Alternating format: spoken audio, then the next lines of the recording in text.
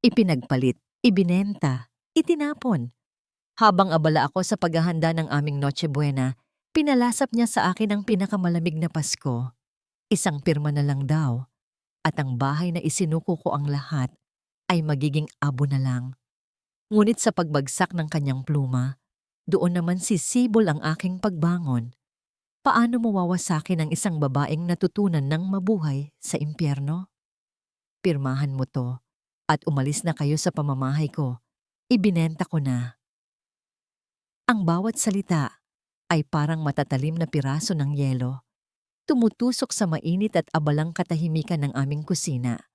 Saglit pa lang ang nakalilipas. Mahina pa akong humuhuni ng isang lumang kanta habang hinahalo ang paborito niyang kare-kare. Ang amoy ng niluto kong may kasamang pagmamahal ay nakakapit sa bawat sulok ng bahay. Isang pangakong maghahatid ng init sa malamig na gabing dala ng ulan sa labas. Pero ang init na yon ay biglang naglaho. Nilamon ng lamig na dala ng lalaking kapapasok pa lang sa pinto. Ang asawa ko, si Marco. Ang hawak kong sandok ay tila bumigat ng 1,000 beses. Dahan-dahan itong bumagsak mula sa nanginginig kong kamay, lumikha ng isang maingay na kalansing sa sahig na yari sa baldosa. Ngunit ang ingay na yon ay walang-wala, kumpara sa nakabibinging katahimikan na biglang bumalot sa aking puso. Ang mga papel na inilapag niya sa mesa, sa tabi mismo ng plato na inihanda ko para sa kanya, ay tila mas malamig pa kaysa sa patak ng ulan sa bintana. Isang annulment petition at isang deed of sale. Hindi ako makahinga. Ang hangin ay tila ninakaw mula sa aking mga baga. Tinitigan ko ang kanyang mukha. Naghahanap ng kahit katiting na bakas ng Marco na minahal ko, ang lalaking pinangakuan kong sasamahan habang buhay. Ngunit wala. Ang nasa harapan ko ngayon ay isang estranghero. Ang kanyang mga mata, na dati naglalaman ng buong mundo para sa akin, ay blangko at walang emosyon. Sa bawat butil ng pawis, sa bawat piraso ng lupang minana ko, sa aking mga magulang na isinuko ko para sa pangarap nating ito. Ganito lang pala ang dulo? Ano? Anong sinasabi mo, Marco? Sa wakas ay nagawa kong itanong. Ang boses ko ay basag at halos hindi marinig. Ngumisi siya. Isang ngangisi na hindi umabot sa kanyang mga mata. Bingi ka ba, Elena?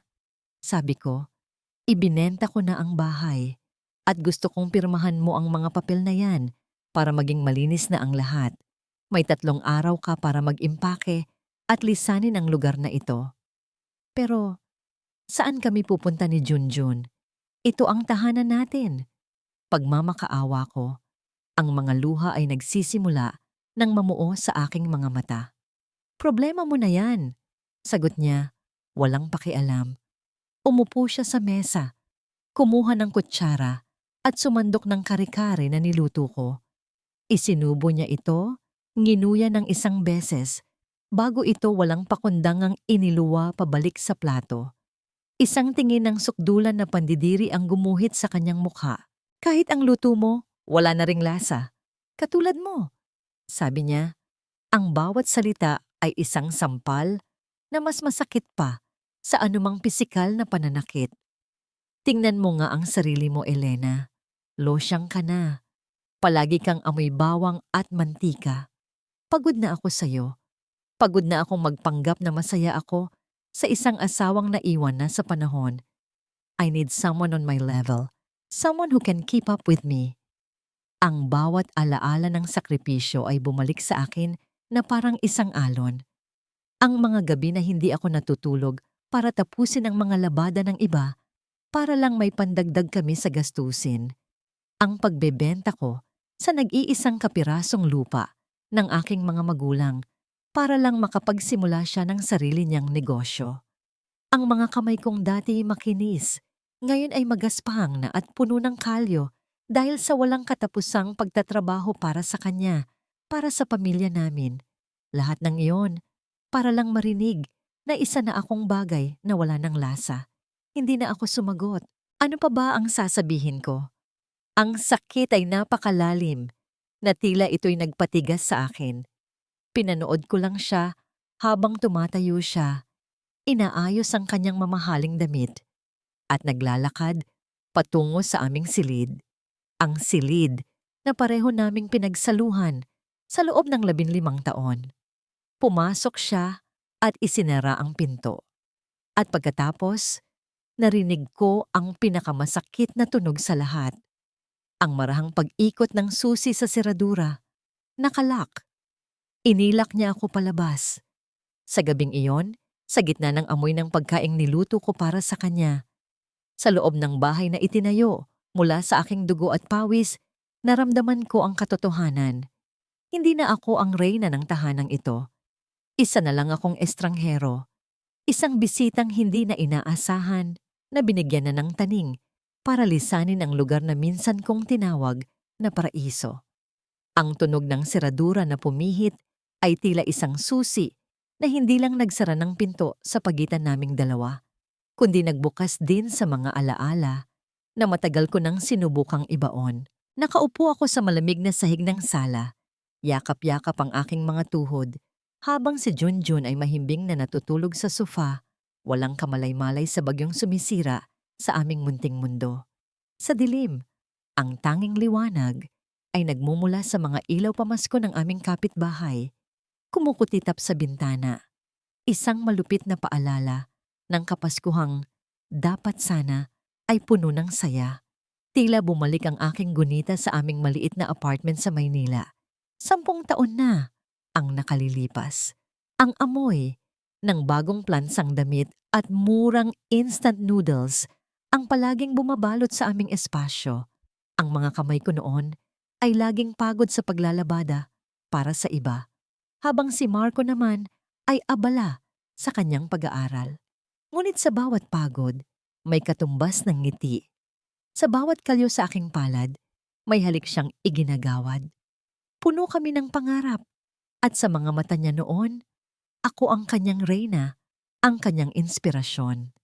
Naalala ko nang mahanap ko ang isang lumang litrato namin sa isang kahon. Ang aming larawan sa kasal. Pareho kaming payat, nakasuot ng hiniram na damit pangkasal, ngunit ang nangiti sa aming mga labi ay abot langit. Ang sayang iyon, ang purong kaligayahan na yon. Saan na napunta? Ang lupang pamana sa akin ng aking mga magulang, walang pag-aalinlangan kong ipinagbili para lang maitayo namin ang bahay na ito. Ang bahay na ngayon ay ipinagkakait na niya sa akin. Ngunit kailan nga ba nagsimulang lumamig ang lahat? Ang sagot ay dumating na parang isang multo. 3 buwan na ang nakakaraan. Gabi-gabi nang late umuwi si Marco, laging may dahilan na kesyo may meeting o may kailangang tapusing trabaho.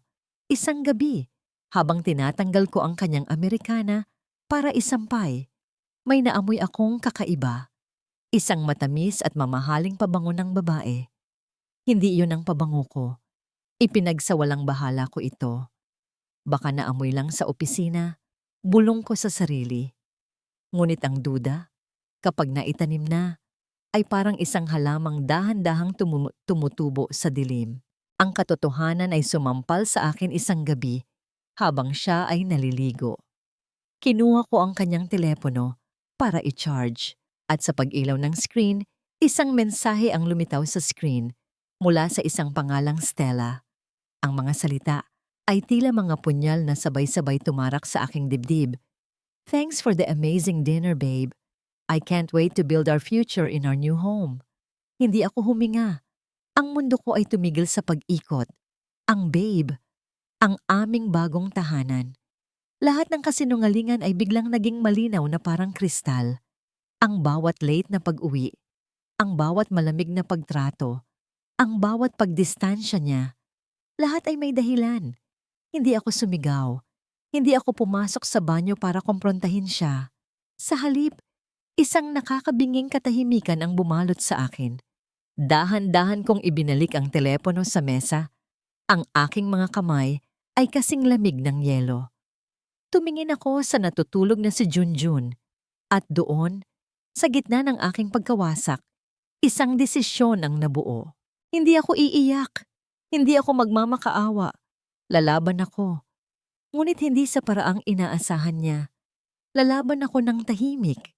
Kinabukasan, habang nasa opisina si Marco, tinawagan ko ang nag-iisang tao na alam kong makakatulong sa akin. Ang dati kong kaibigan sa kolehiyo na ngayon ay isa ng mahusay na abogado. Ana, sabi ko sa kabilang linya, ang boses ko ay pilit kong pinatatag. Kailangan ko ng tulong mo. At doon, sa isang maliit na coffee shop na malayo sa aming lugar, inilatag ko ang lahat, ang aking mga hinala, ang mensaheng nabasa ko. Si Ana, sa kanyang matalas na pag-iisip, ay hindi ako binigyan ng awa. Binigyan niya ako ng plano. Ang pagbabalik tanaw ay naputol nang biglang umilaw ang screen ng aking telepono sa ibabaw ng maliit na mesa. Isang mensahe mula kay Marco. Ang aking puso ay muling nanlamig nang mabasa ko ang kanyang mga salita. Umpisahan mo nang mag-impake. Bibilangin ko ang mga gamit bukas. Ang umaga ay dumating ng walang anumang init.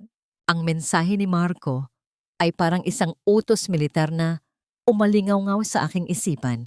Walang luha, walang pag-aatubili. Kumuha ako ng mga lumang karton mula sa bodega. Ang amoy ng alikabok at natuyong papel ay humalo sa hangin.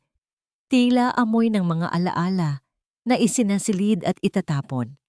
Sinimulan ko sa mga gamit ni Junjun. Bawat laruan, bawat damit na lumiit na, bawat libro na may punit-punit na pahina ay may dalang kwento. Dito sa maliit na t-shirt na ito, unang natutong kumain mag-isa si Junjun. Puno ito ng mantsa ng spaghetti. Itong robot na ito, ang paborito niya noong 5 taong gulang siya. Hindi siya natutulog nang hindi ito kayakap. Hinaplos ko ang bawat isa bago ito maingat na inilagay sa loob ng kahon. Hindi ako nag-iimpake ng gamit. Nag-iimpake ako ng mga piraso ng buhay na pinagsaluhan namin sa bahay na ito. Mami, bakit natin nilalagay sa box ang bahay natin? Ang inosenteng tanong ni Junjun ay tumama sa akin na parang isang malaking bato. Napaluhod ako para maging kapantay niya. Pilit nang ngumingiti habang pinipigilan ang luhang nagbabadyang Paano ko ipapaliwanag sa isang 7 taong gulang na ang mundong kanyang kinagisnan ay malapit ng gumuho? Kasi anak, maglalaro tayo, sabi ko. Ang bawat salita ay mabigat sa aking lalamunan. Maglalaro tayo ng adventure. Lilipat tayo sa isang bagong lugar, isang bagong bahay. Nakita ko ang pag-aalala sa kanyang mga mata.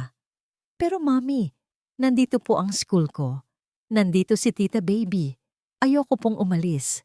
Bago pa ako makasagot, bumukas ang pinto at pumasok si Marco. Hindi niya kami pinansin. Sa halip, may dala siyang isang rolyo ng masking tape at isang marker. Walang emosyon siyang nagsimulang maglakad sa paligid ng sala, minamarkahan ang mga gamit, ang TV, ang sofa, ang painting na regalo sa amin noong kasal. Sa bawat bagay, isinusulat niya, sa akin. Ang pakiramdam ay tila isa akong magnanakaw sa sarili kong pamamahay. Bawat galaw niya ay isang insulto, isang pagpapahayag na wala akong anumang pag-aari dito. Na ang 15 taon ng aking buhay ay walang halaga. Maya-maya, may kumatok sa pinto. Si Tita Baby, ang aming kapitbahay na medyo may edad na. May dala siyang isang maliit na mangkok. Elena, iha, pasensya na sa abala. Makikihingi sana ako ng kaunting asukal. Sabi niya, ngunit ang kanyang mga mata ay hindi sa akin nakatingin, kundi sa mga kahon na nagkalat at sa ginagawa ni Marco. Naku tita, sige po, kukuha ako, sabi ko. Habang papunta ako sa kusina, sumunod si Tita Baby. Hinawakan niya ang aking braso at bumulong. Ang kanyang boses ay puno ng pag-aalala. Anong nangyayari dito, iha? Ayos ka lang ba? Bago pa ako makasagot, idinugtong niya. Huwag kang magagalit, pero nakita ko ang asawa mo may kasamang ahas sa mall noong isang araw. Kung makakapit, Akala mo linta. Maganda sana, mukha namang pera lang ang habol. Isang mainit na likido ang tila gumapang sa aking dibdib. Pasasalamat. Sa unang pagkakataon sa loob ng maraming buwan, naramdaman kong hindi ako nag-iisa.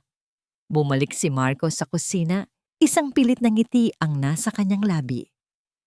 Tita Baby, kumusta po? Pasensya na po sa gulo. Nag-aayos lang kami para sa Pasko. Ah, ganun ba?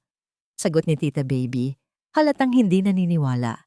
Kinuha niya ang asukal at nagpaalam, ngunit bago siya umalis, binigyan niya ako ng isang makahulugang tingin. Isang tingin na nagsasabing, nandito lang ako. Nang makaalis si Tita Baby, humarap sa akin si Marco. Ang kanyang mukha ay nagdidilim sa galit.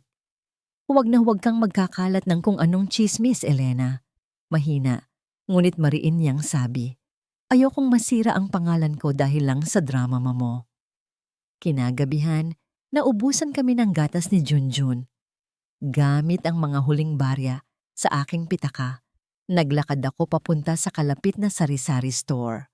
Habang kinukuha ng tindera ang gatas, inabot ko ang supplementary credit card na bigay sa akin ni Marco.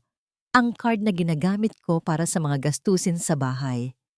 Isinubo ng tindera ang card sa maliit na makina. Naghintay siya. At muli niya itong isinubo. Tumingin siya sa akin ng may pag-aalala. Pasensya na po, Ma'am Elena. Sabi niya ng mahina. Decline po. Kanina ko pa sinusubukan. Ang mga salitang yon ay parang isang pinal na hatol. Pinutol na niya.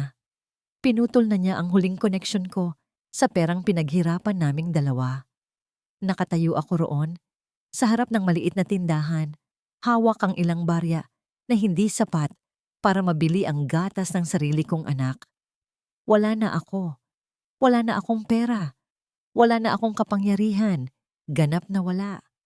Hindi ako nakatulog ng gabing iyon. Ang bawat anino sa aming sala ay tila isang halimaw at ang bawat kaluskos sa labas ay nagpatindig sa aking balahibo. Kinabukasan habang pinapakain ko si Junjun ng almusal, isang matinis na tunog ang pumunit sa katahimikan. Hindi ito ang karaniwang tunog ng doorbell na pinipindot ng marahan. Ito ay paulit-ulit at walang pasensya, na tila gustong sirain ang pinto. Nag-aalangan akong tumayo. Tumingin sa akin si Junjun, ang kanyang mga mata ay nagtatanong, Mommy, sino po yan? Baka si Tita Baby lang, anak. Pagsisinungaling ko. Ngunit nang buksan ko ang pinto, hindi ang pamilyar na mukha ni Tita Baby ang sumalubong sa akin. Isang babae ang nakatayo roon, nakasuot ng isang puting-puting bestida na tila hindi nababagay sa maalikabok naming kalye. Ang kanyang buhok ay perpektong nakaayos, ang kanyang mukha ay puno ng mamahaling makeup, at ang kanyang mga kuko ay kulay dugo. At ang amoy ng pabango na iyon, ito ang amoy na kumakapit sa mga damit ni Marco tuwing gabi. Hi, sabi niya. Isang ngiti na kasing plastic ng kanyang mga alahas. I'm Stella, ang bibili ng bahay. Ang bahagyang pagtigil niya sa salitang bibili ay puno ng kahulugan. Hindi ako nakasagot. Ang hangin ay muling ninakaw mula sa akin. Pumasok siya sa loob nang hindi ko inaanyayahan.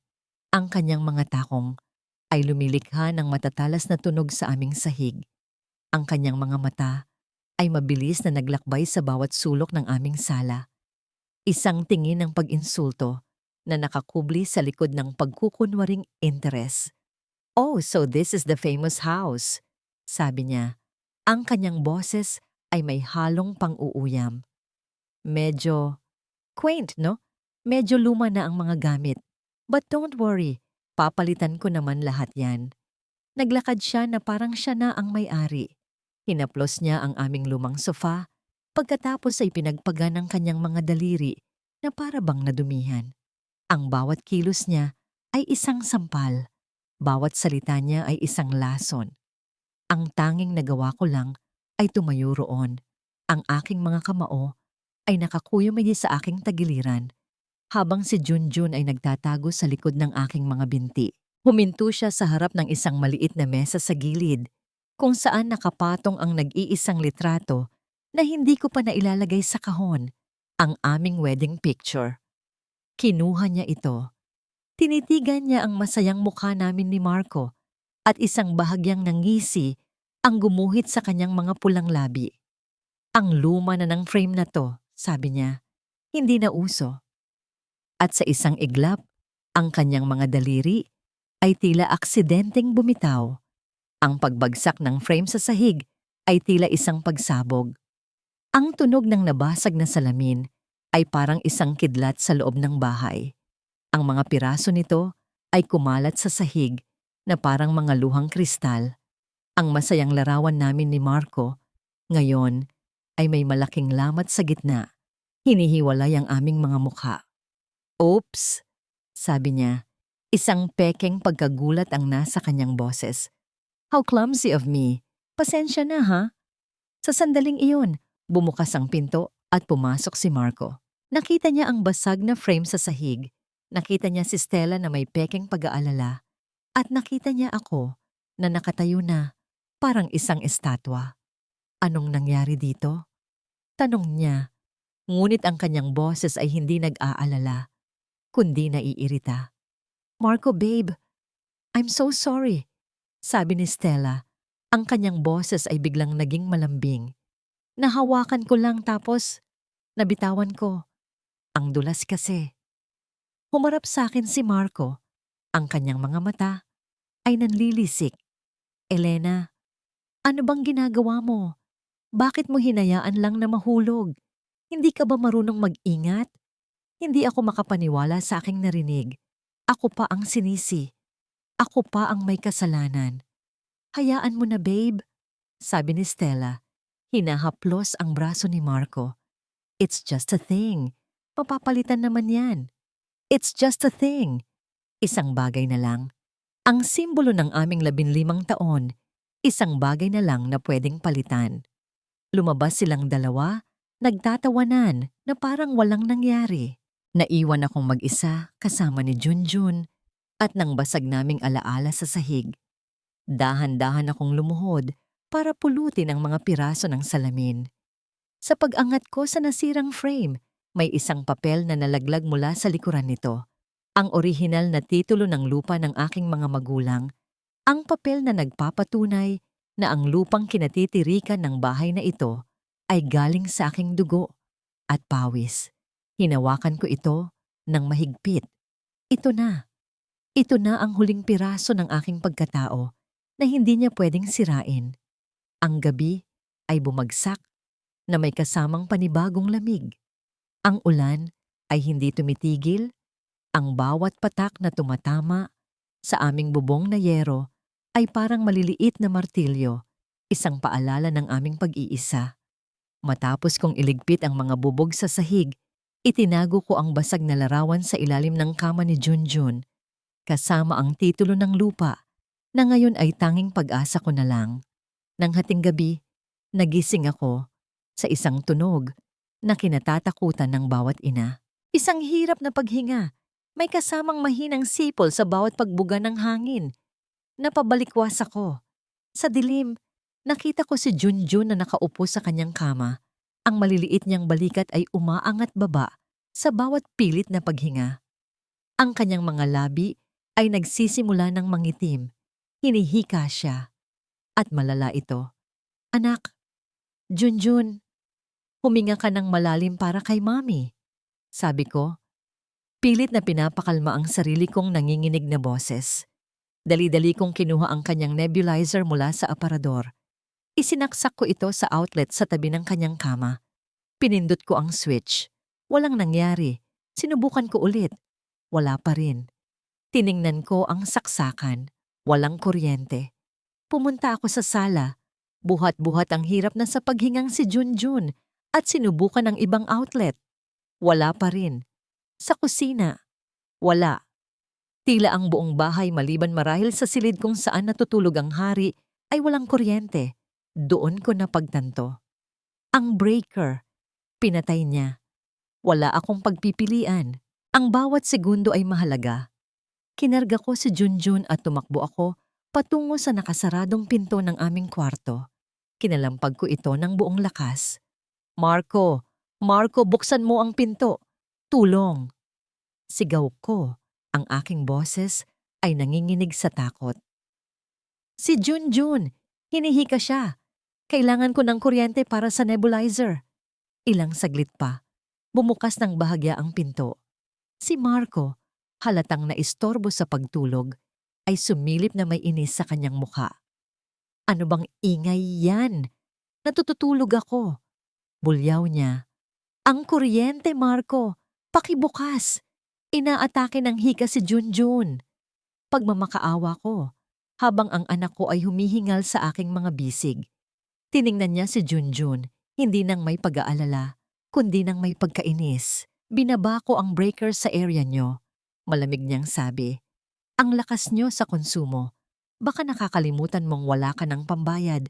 Magtiis kayo. At sa harap mismo ng nahihirapan naming anak, isinara niya muli ang pinto. Narinig ko na naman ang pag-ikot ng susi sa seradura.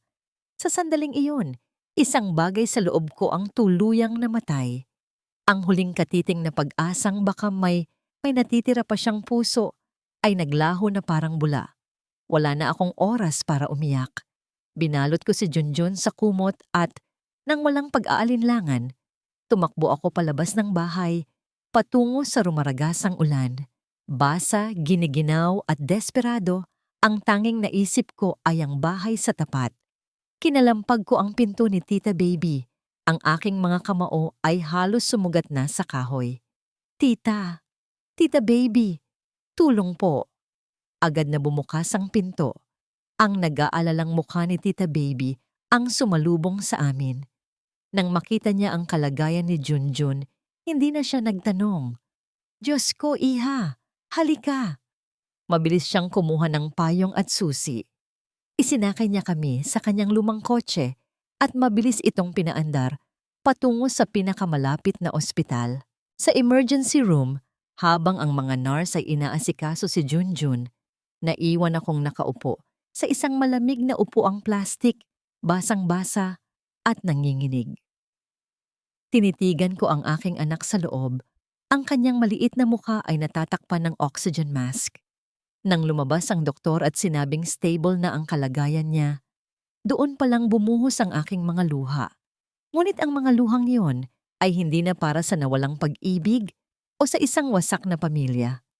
Ang bawat patak ay para sa galit, isang dalisay at nag-aapoy na galit.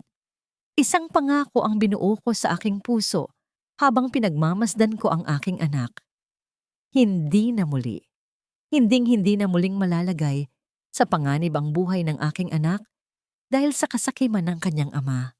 Kung ang pagiging ina ay nangangahulugan ng pagiging isang halimaw para protektahan ang iyong anak, kung gayon, sa gabing ito, tinatanggap ko ang aking mga sungay. Babawiin ko ang lahat, Marco.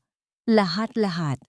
Kinaumagahan, pinayagan na ng doktor na umuwi si Junjun. Si Tita Baby ang naghatid sa amin pabalik. Habang bumababa kami sa kanyang sasakyan, ang bahay namin ay tila mas malamig at mas malungkot kaysa dati. Ang mga markang sa akin na isinulat ni Marco sa aming mga gamit ay tila mga peklat na nagpapaalala sa akin ng kanyang kataksilan. Iha, kung kailangan mo ng kahit ano, kahit pagkain o gamot, katukin mo lang ako ha? Huwag kang mahihiya. Sabi ni Tita Baby, ang kanyang mga mata ay puno ng tunay na pag-aalala. Salamat po, Tita. Malaking-malaki po ang utang na loob ko sa inyo. Sagot ko. Ang aking boses ay taos-puso. Sa pagpasok namin sa bahay, ang katahimikan ay mabigat. Inihiga ko si Junjun na mahimbing nang natutulog dahil sa gamot. Sa sofa, kinumutan ko siya at hinalikan sa noo. Habang pinagmamasdan ko ang payapa niyang mukha, ang apoy ng galit sa aking dibdib ay muling nag-alab. Maya-maya, bumukas ang pinto. Pumasok si Marco, bihis na bihis para sa opisina. Ang kanyang mukha ay walang bakas ng pagkakasala. Sa halip, ito ay puno ng inis. Saan ka nang galing? Bungad niya. Ang boses ay malamig. Nag-iskandalo ka pa sa kapitbahay. Nakakahiya. Hindi ako sumagot. Tinitigan ko lang siya. Hinahayaan siyang makita ang lamig sa aking mga mata. Ang tingin na yon ay tila nagpairita sa kanya. Wala ka talagang balak magsalita? Sabi niya. Mabuti pa nga. Mas madali nating matatapos to. May kinuha siyang isang folder mula sa kanyang leather briefcase at inilapag ito ng may kalabog sa ibabaw ng aming maliit na lamesa sa gitna. Ang tunog ay umalingaw-ngaw sa aming tahimik na sala. Heto, sabi niya, para hindi na tayo magkagulo sa korte. Isang waiver. Pinipirmahan mo na isinusuko mo na ang lahat ng karapatan mo sa mga ari-arian natin. Maliban sa mga damit ninyo. Siyempre. Idinagdag niya na may kasamang mapanuyang ngiti. Kapag napirmahan mo to, bibigyan kita ng kaunting pera para makapagsimula kayo sa probinsya. Binuksan niya ang folder. Nakita ko ang mga salitang nakasulat sa itim na tinta. Waiver of claims, asset liquidation consent. Ang bawat salita ay isang pako na ibinabaon sa aking kabaong. Kumuha siya ng isang mamahaling pluma mula sa kanyang bulsa at inilagay ito sa ibabaw ng mga papel. Pirmahan mo na, Elena, para matapos na ang lahat. Huminga ako ng malalim. Ang mga salita ng aking abogadong si Ana ay umalingaw-ngaw sa aking isipan. Elena, darating ang araw na may ipapipirma siya sa'yo. Huwag kang papalag. Huwag kang iiyak. Pirmahan mo. Ipakita mong talo ka na. Ang pinakamalaking pagkakamali ng isang mayabang na lalaki ay ang maliitin ang isang babaeng tahimik. Dahan-dahan akong lumapit sa mesa. Kinuha ko ang pluma. Ang bigat nito sa aking kamay ay parang bigat ng buong mundo. Tumingin ako kay Marco, direkta sa kanyang mga mata. Walang luha, walang galit. Isang blangkong tingin lang at sa ilalim ng kanyang mapanuring tingin, habang ang aking anak ay mahimbing na natutulog, ilang talampakan lang ang layo. Ipinirma ko ang aking pangalan sa bawat pahina. Ang kamay ko ay hindi nanginig. Ang bawat kurba ng aking pangalan ay perpekto at malinaw. Isang pirma para sa kalayaan mo, Marco, at isang pirma para sa iyong pagbagsak. Nang matapos ako, isinara ko ang folder at dahan-dahan itong itinulak pabalik sa kanya. Isang ngingiti ng tagumpay ang sumilay sa kanyang mga labi. Kinuha niya ang folder, tiningnan ang mga pirma at tumango na may kasiyahan. Ayan, sabi niya. Ang kanyang boses ay puno ng pagmamalaki. See? Hindi naman pala mahirap. Ngayon, malaya ka na. Tumayo siya. Inayos ang kanyang kurbata at naglakad patungo sa pinto. Bago siya lumabas, lumingon siya sa akin sa huling pagkakataon. 2 araw na lang, Elena. Siguraduhin mong wala na kayo dito sa Biyernes. Pagkasara niya ng pinto, naiwan akong mag-isa sa katahimikan. Tinitigan ko ang espasyo kung saan siya nakatayo kanina. Hindi, Marco. Hindi ako ang malaya. Ikaw ang malayang naglalakad papunta sa sarili mong bitag. At ako ang matiyagang maghihintay sa iyong pagbagsak. Lumipas ang 1 araw na parang isang anino. Bawat oras ay tila isang butil ng buhangin na bumabagsak sa isang hourglass. Hudyat ng nalalapit kong paglisan. Nagpatuloy ako sa pag-iimpake, ngunit mayroon ng ibang layunin.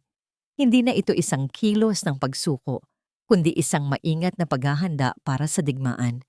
Maingat kong ibinukod ang bawat gamit na galing sa aking sariling pera. Ang bawat unan at kumot na ako ang bumili. Ang mga gamit niya, ang mga mamahaling bagay na binili niya mula sa perang pinaghirapan ko ay hinayaan kong nakatiwangwang.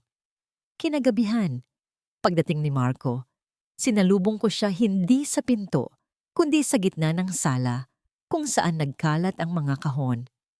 Huminto siya, tiningnan ang ginagawa ko, at isang ngiti ng kasiyahan ang muling gumuhit sa kanyang mukha. Para sa kanya, ito na ang huling yugto ng aking pagkatalo. Huminga ako ng malalim. Ito na ang sandali. Marco, tawag ko. Ang boses ko ay sinadya kong gawing mahina at bahagyang nanginginig. Pwede ba akong humiling? Tumingin siya sa akin. Ang kanyang mga kilay ay bahagyang tumaas, na tila nagtataka na may kakapalan pa akong humiling. Ano na naman to, Elena? Alam kong wala na akong karapatan. Sabi ko, yumuko. Iniiwasan ng kanyang mga mata para magmukhang talunan. Pero bukas na ang bisperas ng Pasko, Noche Buena na. Nagbuntong hininga siya, isang tunog ng sukdulang pagkainip. So, anong gusto mong palabasin? Para lang kay Junjun. Pagpapatuloy ko, ang bawat salita ay maingat na pinipili. Para sa huling pagkakataon, gusto ko sanang maranasan niya ang Noche Buena sa bahay na to, ang nag-iisang tahanan na kinilala niya. Pagkatapos noon, sa umaga ng Pasko, aalis na kami. Tahimik, walang gulo, pangako. Katahimikan, tinitigan niya ako ng matagal na para bang sinusuri kung mayroon akong itinatagong patibong. Ngunit ang nakita lang niya ay isang babaeng pagod, isang inang nagmamakaawa para sa kanyang anak, isang tawa ang kumawala sa kanyang lalamunan, hindi isang masayang tawa, kundi isang tawang puno ng pangmamaliit. Ano ang drama to, Elena? Sabi niya, umiiling. Ang dami mo pang seremonya, pero sige. Idinugtong niya, iwinawagayway ang kanyang kamay na para bang nagbibigay ng limos. Anong diferensya ng isang araw pa? Payagan na kita. Isang huling Noche Buena sa pamamahay ko. But after that, wala na. Tapos na. Hindi ako sumagot. Tumangulang ako na para bang nagpapasalamat sa isang napakalaking pabor. Pinanood ko siyang pumasok sa kanyang silid at isara ang pinto. Nang mag-isa na ako, lumapit ako sa aming maliit na aparador sa kusina. Kinuha ko ang iilang sangkap na naitabi ko mula sa huling grocery. Isang lata ng fruit cocktail, isang bloke ng keso at kaunting harina. Ito ang mga sangkap para sa spaghetti na paborito ni Junjun at para sa fruit salad na dati paborito ni Marco. Tinitigan ko ang mga ito. Ang pinakahuling hapunan. Ang hapunan kung saan ang lahat ay magbabago. Maya-maya, umilaw ang aking telepono. Isang mensahe mula kay Ana, ang aking abogado. Ang mga salita ay maikli, ngunit mabigat. Nakahanda na ang lahat. Bukas ang araw ng paghuhukom. Huwag kang papalpak. Kinabukasan, bisperas ng Pasko, ginising ako ng amoy ng pine trees mula sa maliit na Christmas tree ng aming kapitbahay. Ang araw ay tila mas maliwanag, ngunit sa loob ng aming bahay, ang hangin ay mabigat. Ngayon, ang araw ng aking huling pag-arte. Sinadya kong gumalaw ng mabagal sa kusina, hinahayaan ang bawat kalansing ng kaserola na maging mas maingay kaysa karaniwan. Naghahanda ako ng almusal, sinangag at itlog, simpleng pagkain na dati naming pinagsasaluhan. Nang lumabas si Marco mula sa kanyang silid, ang kanyang mukha ay masungit, halatang naistorbo sa ingay. Pwede ba, Elena? Hinaan mo naman yan, reklamo niya. Hindi ka ba marunong kumilos ng hindi nag-iingay? Ito na ang pagkakataon ko. Pasensya na. Mahal na hari. Sagot ko. Ang boses ko ay sinadya kong lagyan ng sarkasmo. Hindi ko sinasadyang maistorbo ang pagtulog mo habang ako dito. Naghahanda na sa paglisan sa palasyo mo. Huminto siya. Ang kanyang mga mata ay nanliit. Anong sinabi mo? Wala. Sabi ko, humarap sa kanya. Sabi ko, kumain ka na. Baka ito na ang huling almusal na ihahanda ko para sa'yo. Nakita kong nagbukas ang pinto sa bahay ni Tita Baby.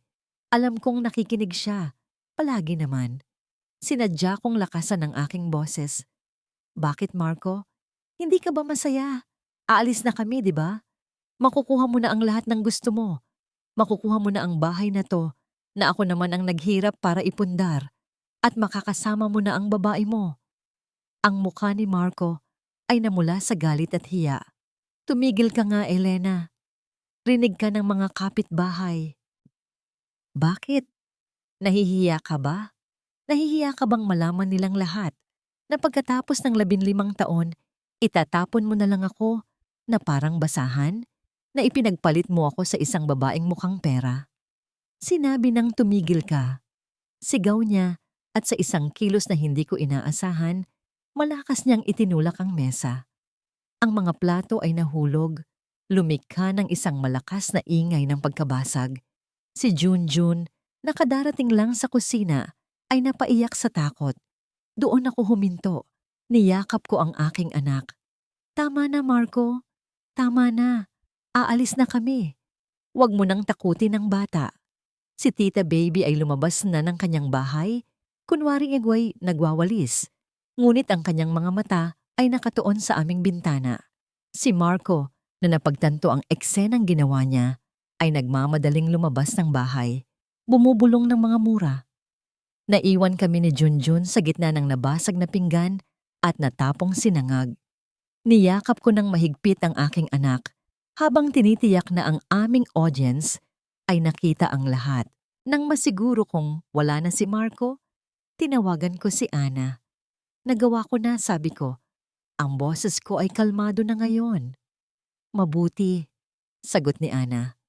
Tandaan mo, Elena, sa korte, ang testimonya ng isang kapitbahay na nakasaksi sa pang-aabuso ay ginto. Ang galit niya ang magiging pinakamalaki mong sandata. At ang pagiging kampante niya ang magiging sarili niyang lubid. Ang gabi ng bisperas ng Pasko ay bumalot sa aming bahay, hindi ng init at saya, kundi ng isang kakaibang katahimikan. Si Marco ay hindi umuwi pagkatapos ng aming pekeng away. Marahil ay kasama niya si Stella, nagdiriwang sa isang mamahaling restaurant, malayo sa gulong iniwan niya.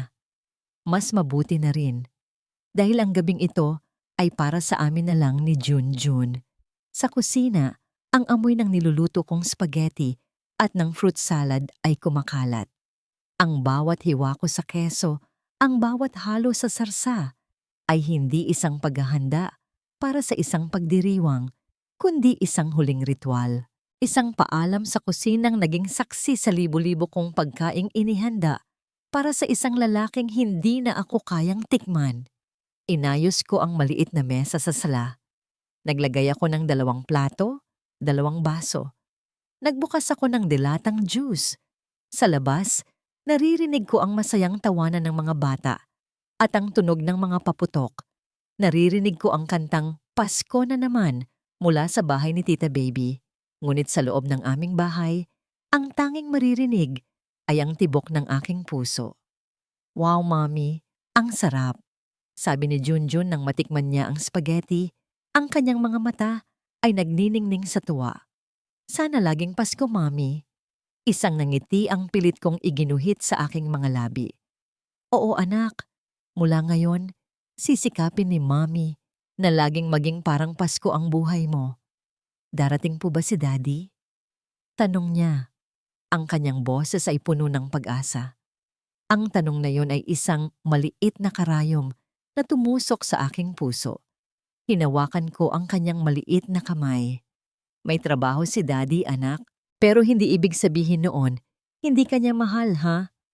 Tayong dalawa muna ang mag-celebrate. Habang kumakain kami, tinitingnan ko ang bawat sulok ng bahay.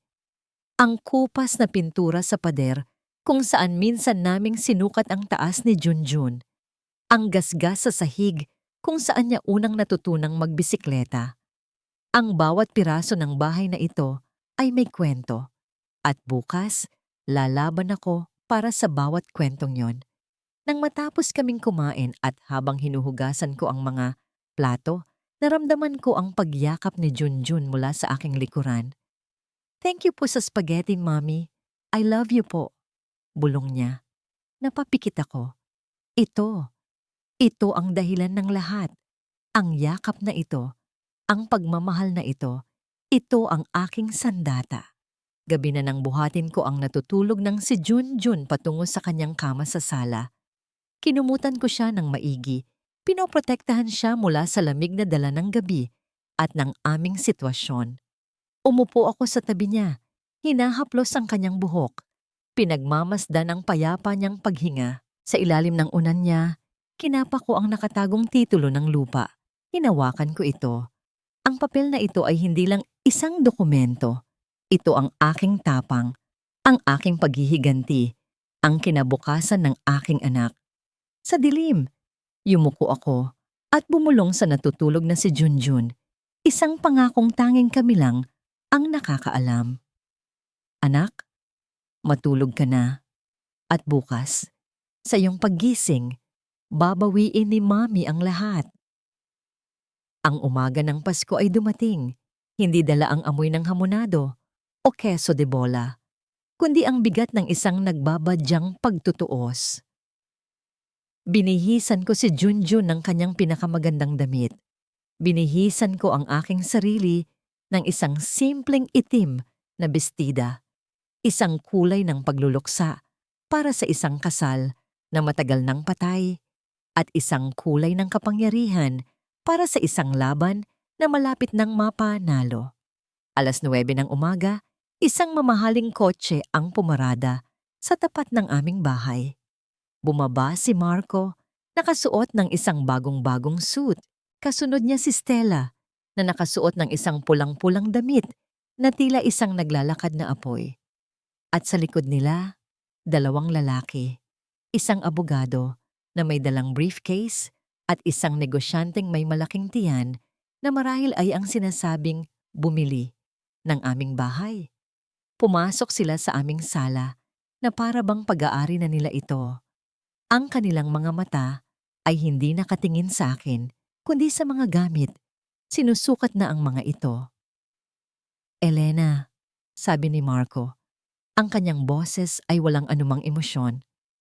Ito si Attorney Reyes, ang abogado ko, at si Mr. Go, ang buyer. Nandito kami para sa pinal na turnover. Hindi ako nagsalita. Tumango lang ako at umupo sa nag-iisang silyang hindi pa nalalagyan ng kahon. Si Junjun ay mahigpit na nakakapit sa aking kamay. Asan na ang mga susi? Tanong ni Marco. Walang pasensya. Bago pa ako makasagot, isang katok ang narinig sa pinto. Pasok! Sabi ko ng malakas. Bumukas ang pinto at pumasok si Ana, ang aking abogado, nakasuot ng isang matapang na navy blue pantsuit. Sa likod niya ay si Tita Baby. Ang mukha ni Marco ay nagbago mula sa pagiging kampante tungo sa pagkalito. Anong ginagawa niyo dito? Tanong niya. Good morning, Marco. Bati ni Ana. Ang kanyang boses ay kalmado ngunit matalas.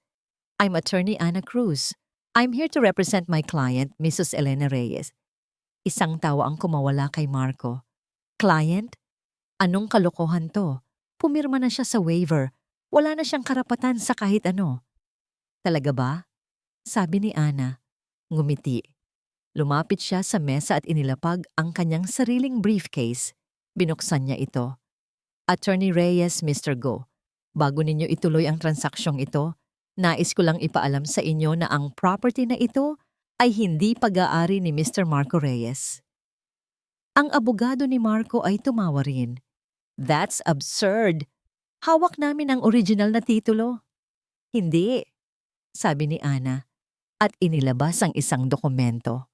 Iyan ay kopya lamang. Ito, sabi niya, itinaas ang hawak na papel, ang original na titulo, at nakapangalan ito sa tunay na may-ari. Inabot niya ang papel sa abogado ni Marco. Nanlaki ang mga mata nito nang mabasa ang nakasulat. Ibinigay niya ito kay Marco na halos manginig ang mga kamay habang binabasa ito. Hindi ito maaari, sigaw ni Marco. Paano nangyari to? Simple lang, sabi ni Ana. 6 na buwan na ang nakalilipas nang kailangan mo ng mabilisang pera dahil sa pagkalugi mo sa sugal, may pinapirmahan kang mga papeles kay Elena. Ang hindi mo alam, sa tulong ko, Isiningit namin sa mga papel na yon ang isang deed of assignment. Voluntaryo mong isinalin ang pagmamay-ari ng bahay at lupa na ito sa nag-iisang anak ninyo bilang kanyang legal na ina at tagapangalaga. Si Elena ang may hawak ng lahat ng karapatan hanggang sa tumuntong si Junjun sa legal na edad. Ang mukha ni Marco ay namutla na para bang lahat ng dugo ay nawala sa kanyang katawan. Tumingin siya sa akin. Ang kanyang mga mata ay puno ng hindi makapaniwalang galit. Nilinlang mo ako. Hindi! Sagot ko sa wakas. Ang aking boses ay matatag at malinaw. Tinuruan lang kita ng leksyon. Ang isang bahay na itinayo mula sa sakripisyo ng isang babae ay hindi mo pwedeng basta nalang ibenta para sa iyong kaligayahan. Sa sandaling iyon, isang malakas na kalabog ang narinig mula sa labas. Dalawang malalaking lalaki na may itsurang brusko ang biglang pumasok sa bahay. Hinanap ng kanilang mga mata si Marco. Marco Reyes, sigaw ng isa. Saan na ang bayad mo? Akala mo ba matatakasan mo kami? Ang buyer, si Mr. Go, at ang kanyang abogado ay mabilis na umatras na pagtantong sila ay nasangkot sa isang malaking gulo. Si Stella na kanina patahimik ay dahan-dahang naglakad pa atras, palayo kay Marco, na para bang hindi niya ito kilala. Babe! Marco, anong ibig sabihin nito?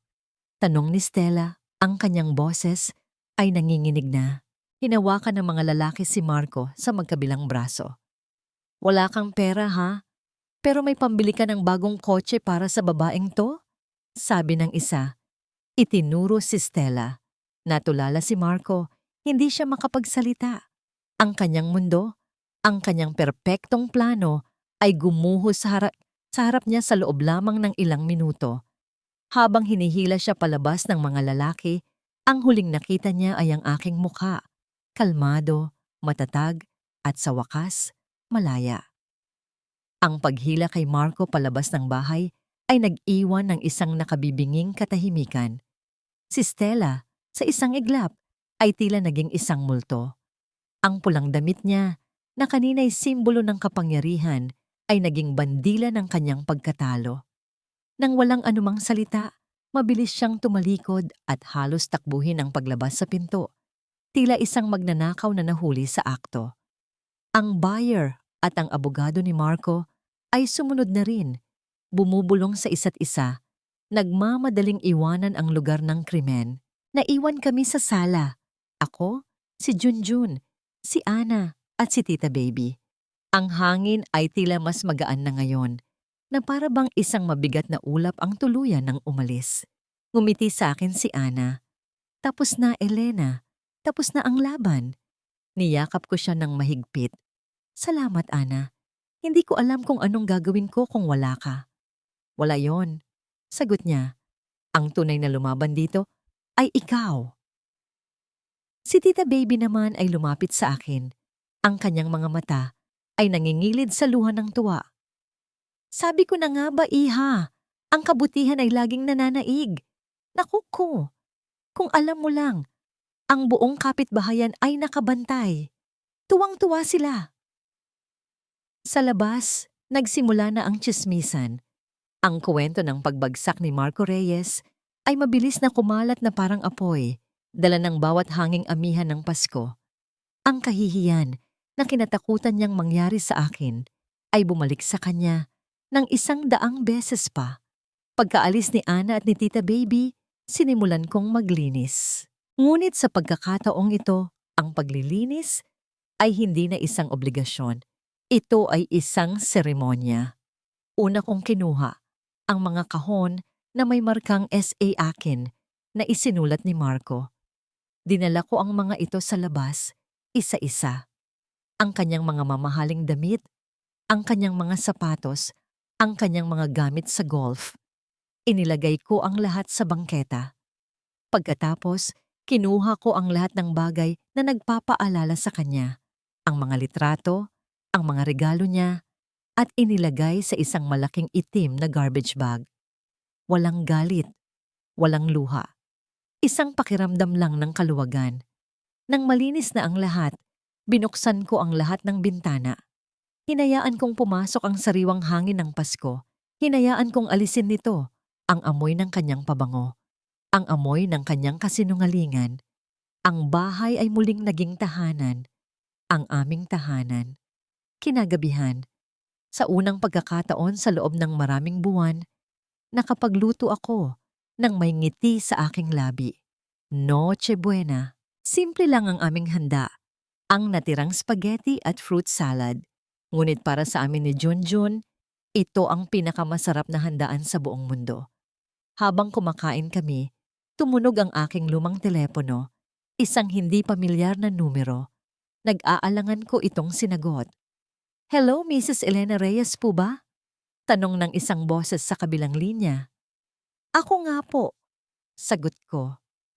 Ako po si Aling Nena, yung may-ari po ng karinderya sa kanto. Nabalitaan ko po yung nangyari at natikman ko rin po yung kare-kare na pinadala nyo kay Tita Baby noon. Gusto ko lang po sanang itanong, tumatanggap po ba kayo ng orders? Natigilan ako. Orders po? Opo, para po sa bagong taon. Ang sarap po kasi ng luto ninyo. Kahit 10 pamilya lang po muna ang mag-order, sigurado pong magugustuhan nila. Sa sandaling iyon, isang bagong pinto ang tila nagbukas. Ang kare-kare na minsan niyang nilait at dinuraan. Ang talentong minsan niyang minaliit. Ito pala ang magiging susi sa aking bagong simula.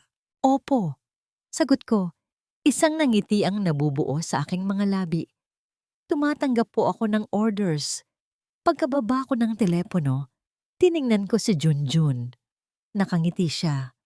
At sa ngiting iyon, alam ko na, magiging maayos din ang lahat. Kami. Magiging maayos kami. 1 taon na ang lumipas.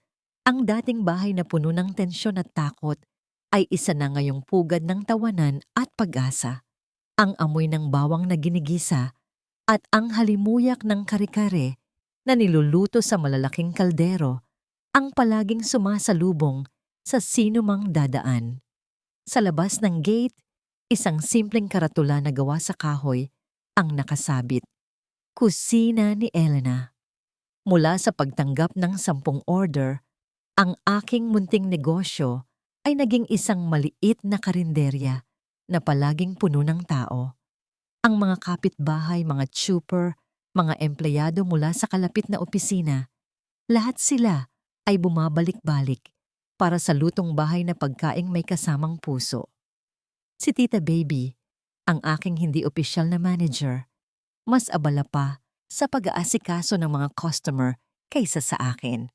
Si Junjun ay isang masaya at malusog na 8 taong gulang na ngayon. Ang kanyang hika ay halos hindi na umaatake. Marahil dahil ang hangin sa aming tahanan ay malinis na sa anumang uri ng lason. Siya ang aking tagatikim, ang aking inspirasyon, at ang aking lakas. Isang hapon, habang nagpupunas ako ng mesa, natanaw ko siya sa di kalayuan. Si Marco. Payat na siya ngayon. Ang kanyang mamahaling damit ay napalitan na ng uniforme ng isang construction worker. Ang kanyang balat ay sunog sa araw at ang kanyang mga balikat ay hukot na sa pagod. Nakatayo siya sa kabilang kalye, pinagmamasdan ang masayang karinderya, pinagmamasdan si Junjun na naglalaro sa aming bakuran. May lungkot sa kanyang mga mata, isang pagsisisi na huli na para sa lahat. Hindi siya lumapit. Pagkatapos ng ilang sandali, malungkot siyang tumalikod at naglakad palayo. Tinatanong ako ni Ana kung napatawad ko na ba siya. Ang sagot ko ay palaging pareho. Ang pagpapatawad ay hindi na mahalaga. Ang mas mahalaga ay ang kapayapaan, hindi galit, hindi awa, kundi isang pagtanggap na ang Marco na minahal ko ay matagal nang wala. At ang lalaking anino na yon ay bahagi na lang ng isang kabanatang isinara ko na. Ang pinakamahalagang pagpapatawad na natutunan ko ay ang pagpapatawad sa aking sarili. Sa pagpayag kong maging mahina, sa pag-aakalang yon ang tanging paraan para mahalin ako. Pinatawad ko na ang Elena na naniwalang kailangan niyang maging martyr para maging mabuting asawa. Dahil ang Elena ngayon, alam na niya ang kanyang halaga. Hindi ko kailangan ng prinsipe para maging reyna sa sarili kong kaharian. Ang kailangan ko lang ay ang sarili kong lakas, ang aking anak, at ang tiwalang kaya kong tumayo sa sarili kong mga paa. Mommy!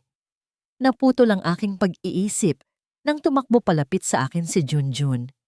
May hawak siyang isang piraso ng bond paper. Ang kanyang mukha ay may mantsa pa ng chocolate mula sa merienda. Look, Mommy! I drew us. Sabi niya ng may pagmamalaki. Inaabot sa akin ang kanyang obra maestra.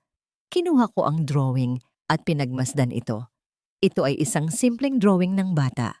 Isang bahay na may pulang bubong at isang malaking, dilaw na araw na nakangiti sa gilid. At sa harap ng bahay may dalawang stick figure. Isang maliit na bata at isang babaeng may mahabang buhok. Magkahawak kamay sila. Parehong nakangiti ng malaki. Walang ibang tao sa drawing. Walang daddy na nakatayo sa gilid. Walang anino nung nakaraan. Kaming dalawa lang. Ang ganda naman nito, anak, sabi ko, habang hinahaplos ang kanyang pisngi. Sino to? Ikaw at ako, Mami, sagot niya. Tayo lang. Kasi masaya tayo. Napangiti ako. At sa pagkakataong ito, ang ngiti ay umabot hanggang sa aking mga mata. Niyakap ko siya ng mahigpit. Nilalanghap ang amoy ng kanyang buhok na amoy, araw at pawis, ng paglalaro. Ang amoy ng buhay. Tumingala ako sa aming munting bahay. Ang pintura ay bago at matingkad. Ang mga bintana ay bukas. At pumapasok ang liwanag. Wala na ang mga mamahaling gamit ni Marco. Wala na ang mga bakas ng kanyang pagmamalaki. Ang pumalit ay mga simpleng kasangkapan na nabili ko mula sa sarili kong kita. Ang tunay na tahanan pala ay hindi nasusukat sa laki ng espasyo o sa mahal ng mga palamuti. Hindi ito nasusukat sa apelyidong nakaburda sa mga unan. Ang tunay na tahanan ay isang lugar kung saan payapa ang iyong puso, kung saan hindi mo kailangang magpanggap, at kung saan ang pagmamahal ay hindi humihingi ng kapalit na sakit. Dito, sa kusinang amoy kare-kare at sa salang puno ng tawa ng aking anak, nahanap ko na ang aking sagot. Malaya na ako, buo na ako, at sa wakas, nakauwi na ako.